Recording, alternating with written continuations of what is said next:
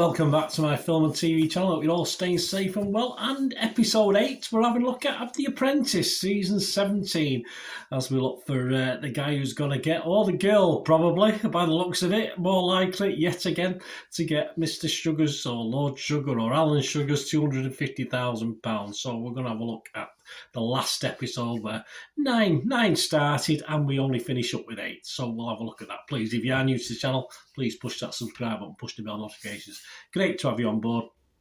Spread the word if you can, and if you're pushing buttons or not pushing buttons, just push that little like button if you can, that little thumbs up button. I'm trying to get between 10 and 15 likes, and it's only a small target, but I'm struggling, so if you can help me towards it for these vlogs, it'll be much appreciated. And please, all your comments on The Apprentice are very, very welcome. Again, I'm still not overly impressed, but an interesting week this week, I must admit. So Karen and Tim joined Alan Sugar again, and we're down to the 9, of course. Last week on the lunch boxes, we lost another one of the guys, Sir Hale, and this week, the immersive events. Yes, so we've got immersive events. What they're going to do, they've got 2 different types of events that the team's taking part in, and they have to sell tickets, provide entertainment, and food and drink, which is always interesting, isn't it? And I think it's over 2 days. You see, I spend one day selling it and learning, the other day doing the actual event itself. So for Affinity, they went over to Blist Hill, Victorian town. That's Bradley, Rochelle, Avi and Marnie. Avi and Marnie argued for PM. Avi really wanted it. Obviously, Marnie backed down in the end, saying obviously she'd be happier, implying that Avi wouldn't be happy working for Marnie, so she'll let Avi have it.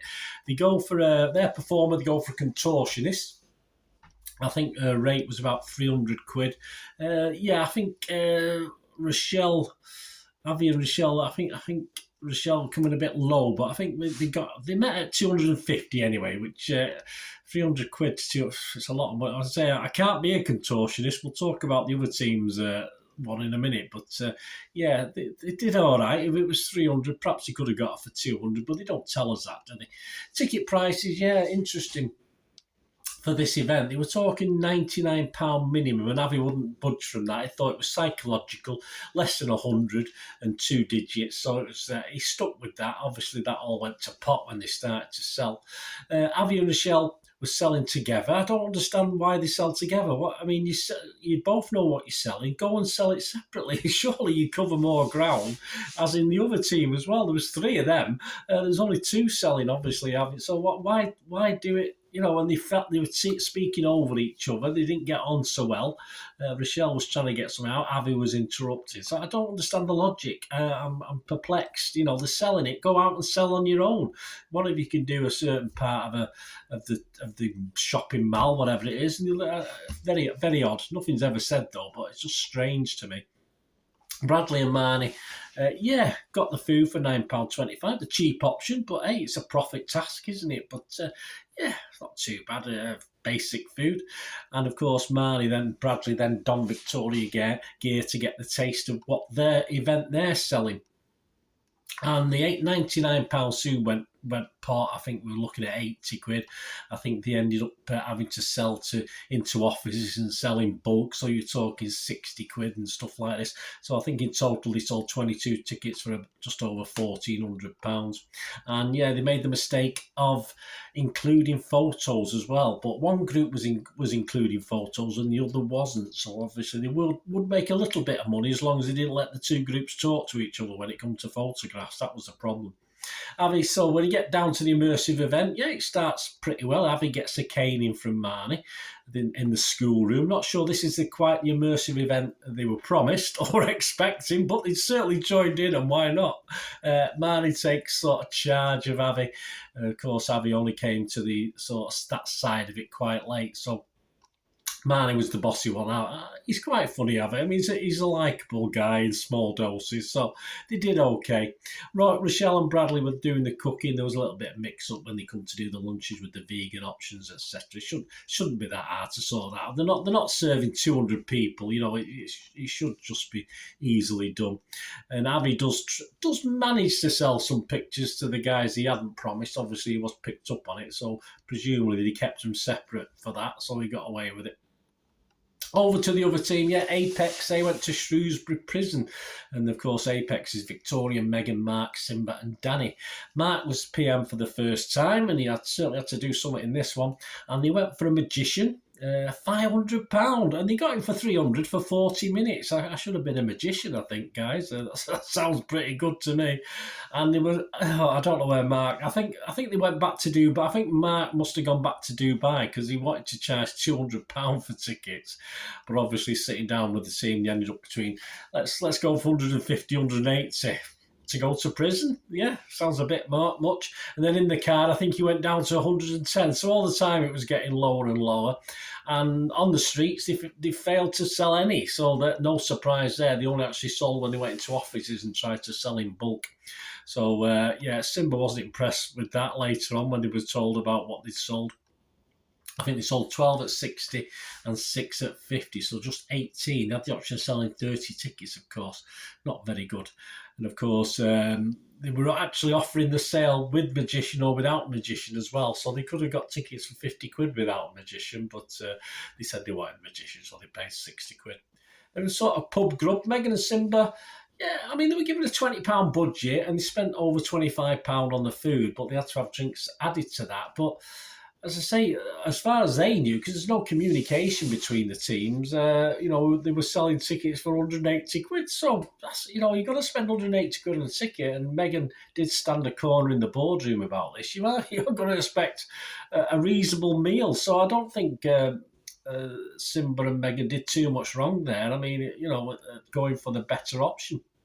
Then they're both sent off to prison to learn what it's like to be the inmates and what they're going to do. Megan looked quite good in orange with a bright red heeled shoes as well. And they were locked in together. I think I might like that sort of prison, to be honest with you. They got locked in the cell together, so that's all right. And I think overall they sold 18 tickets for 1,020, which meant with the magician, etc., they were currently running at a loss. So that wasn't a great start, was it? Yes, when it came to the event itself, all credits to Simba and Megan. They did lay into the inmates because the inmates didn't know what to expect because they hadn't been sold this immersive event. So they thought they were getting a tour and people jumping out at them. It's not a ghost tour. It's a prison inmates. So they were totally sold the wrong thing. But all credit to the guests who became inmates, and all credit to Simba and Megan. They sold it and it worked. And they all, you have to go along with it. You've got to do an immersive event. It's no good trying to be, not going along with it. That's what you're buying into. And all credit to Simba and Megan, and all credit to the inmates because they sort of went along with it. Victoria, Danny and Mark, though, they were doing the food. Unfortunately, they hadn't agreed what time it was going to be, which was a bit stupid. That, when we get to the boardroom, it's quite funny because Mark seems to think he's going to get away with it. But I'm sorry, you've got to arrange what time the food's due. So we ended up with some of the inmates waiting minimum of 30 minutes and some were waiting 60 minutes. All right, it's a bit, if it had been me in charge, the prisoners, they can have bread and water, but that's not exactly what they expected, was it? So a very disappointing end, as I said, Simba and Megan. For me, before we got to the boardroom, had done a pretty good job, and I didn't think there was any problems, and they did end up on the losing team. So in the boardroom, of course, Apex with the prison, excuse me, they only took £1,234, but they spent £1,113, so there's no refunds on that, so it wasn't too bad. So at least they made a profit from a loss, so £121.50. Of course, Affinity were at Blist Hill, Victoria, and they obviously did very, very well. 1484 again, not great in ticket sales, but they only spent 676 quid. Again, no refunds. I think both sets of people doing the immersive event did very, very well. I was quite impressed with the candidates doing that. So they made £858 profit. So a good win for Affinity. And I thought even before we got back to the boardroom that Mark was in trouble. Of course, when they get to it, Victoria and Megan have a bit of a spat. Obviously, that might backfire later. They all end up back in the house. But Victoria was standing her ground. But I think Megan and Simba were in clover in this, and it proved to be because I think Mark was wanting to bring Megan and Simba back, but Lord Sugar sort of sorted that for him because he said, no, you two go home. So Mark was forced to bring back, of course, the two guys that were with him, quite rightly, and Victoria obviously sat there sulking, and of course Megan and Simba went back to the house. And yes, even though Danny, and I thought Danny was safe. In fairness, I thought Victoria was safe actually because I just thought Mark had done terribly. It was the selling side. Even if he got the food for a tenner each at the end, made it down to a tenner, which probably would have been wrong. The fact, they just didn't make enough on the sales to make the profit, so it had to be bye Mark, and it was. Anyone stand out? Well, on the winners, I was impressed with Avi and Marnie this week, especially Avi. They did get at each other a little bit. It's a lot of arguments. Avi can be quite forceful at times, but in that annoying, cute way that it just winds you up. But they did all right, Avi and Marnie. Some disagreements, but it was a quiet week for Bradley and Rochelle this week. I've been quite impressed with Rochelle so far, but it's a bit of a quieter week for her this week. On the losers, I think Simba and Megan did little wrong. All right, you can quibble about the price of the food, but I don't think they did that much wrong. So I was quite impressed with Simba and Megan. Victoria and Danny, I thought, were pretty weak. I mean, Victoria stood her ground in the boardroom, of course, but out in the field, perhaps not so much. And I thought Mark obviously was bound to go this week. So we're now left with 8. We've got 5 girls and 3 boys. So the boys are failing miserably again. So this is a slight change now to my top 8 based on as we get down to the nitty gritty. Right at the bottom at the moment, I've got Bradley. I've not been impressed at all. And Avi's moved up now. I've put Avi next, even though he could have moved up another couple of places. But I'm just going to stick him next to the bottom. I think overall, even though he's a nice guy, still can't see him getting through. Then I've got Danny, then I've got Victoria, then I've got Rochelle, and the top 3, I've got Marnie at number 3. I've got Simba now at number 2. I think of the guys, he's the one that's standing out. I said there's only 3 guys left, isn't there? But I think Simba's definitely the strongest. But at the top, I've put Megan. She stood her ground in the arguments with Victoria, and she did a pretty good job in this, I thought. So I'm putting Megan at the top. Let me know what you think, guys. There's 8 there, so let me know your order, or if you disagree. As I say, it did change a little bit from last week. And as we get down next week, what's the task next week? So we've got to design a men's skin, or produce a men's skincare product. So that should be quite interesting, doesn't it?